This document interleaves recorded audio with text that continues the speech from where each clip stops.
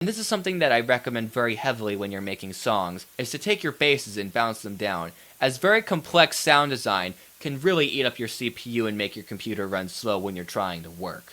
And audio files can be more easy to manage when it comes to volume and cutting up the sounds. Like if you're making a bass with vocoders and a lot of crazy effects going on, there might be a lot of feedback that happens at the end, sort of a weird trail sound, and if you bounce it down to audio, it's easier to remove that. The only real disadvantage to bouncing down your basses into audio is that you lose a lot of control of changing the way they sound, and pitching them up with time stretching can sound kind of weird if you pitch them up too much. Like if I take this bass and I pitch it up to 24, that doesn't sound very good. Although you can actually get some very interesting effects from time stretching if you experiment with it, but I'll put it back at +4 semitones. Let's look at a couple other sounds. We've got this one, has some OTT and some reverb. Just adding some more dimension to the sound. In a lot of my release songs, the processing tends to get a little bit more heavy than this, but for a song that's simple like this, it's not really that necessary. We got just OTT on this bass, no reverb.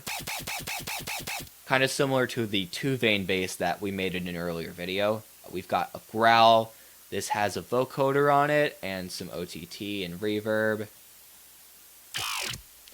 The vocoder is kind of adding that valley sound, which is really good. And then there's this growl, which I made in Serum. If you haven't noticed, basically all of these basses came from Serum. And then I bounced it down again to save on CPU space.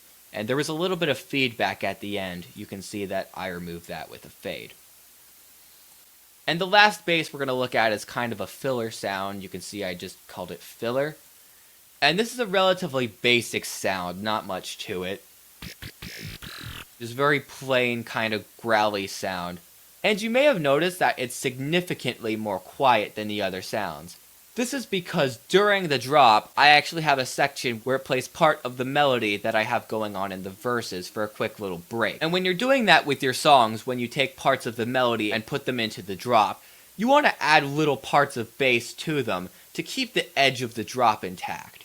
You can hear how that sounds right here. If we take that out, and it's a lot more plain. The reason why we're taking a part from the verse's melody and putting it into the drop is to add a more consistent feel to the song. When you're making music and you have elements of a song which just come and go at random and they never reoccur, the songs can feel like they're haphazardly constructed, almost like you're doing something on the fly. And it's not very fun to listen to, especially in electronic music, where repetition can sometimes be necessary. To give the song a more consistent feel, we take parts of the melody and interspice them into the drop, so there's something predictable for the listeners to hear, and the songs don't feel improvised and random like if we just had ideas that come and never do anything. After the drop, we go into another verse section, so I'm just going to call this verse 2. Now this is where the construction of the song can vary depending on what you're trying to make. You might want to go into a complete breakdown, and then have a part that's similar to this verse, and then go into a breakdown / build up, and then into a drop, instead of heading just straight into a verse. And you might also want to make a drop that's shorter by cutting out the second half, and then going straight into the verse if you want a very streamlined song. But for this song, we'll go back into another verse after the second half of the first drop. Then we'll go into a build up / breakdown, which is basically the same as the first one. We'll just call that breakdown. And then we'll be going into the second drop. Just call that drop 2.